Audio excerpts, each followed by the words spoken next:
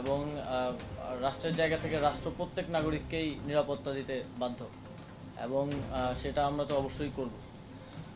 এখানে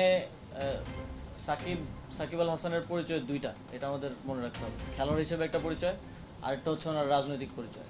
উনি আওয়ামী লীগের প্যানেল থেকে একজন এমপি ইলেকশন করেছিলেন। তো মানুষের মধ্যে তো এই দুইটা নিয়েই মিশ্র প্রতিক্রিয়া আছে।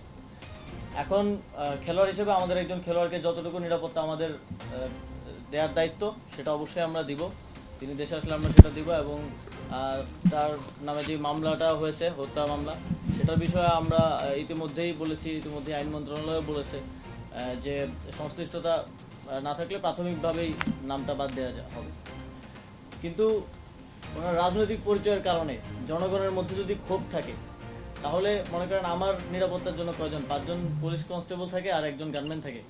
আমার উপরে যদি দেশের 16 কোটি জনগণের লেটসে 10 কোটি জনগণের যদি ক্ষোভ থাকে, তাহলে এই 5-6 জন আমাকে কি নিরাপত্তা দিবে?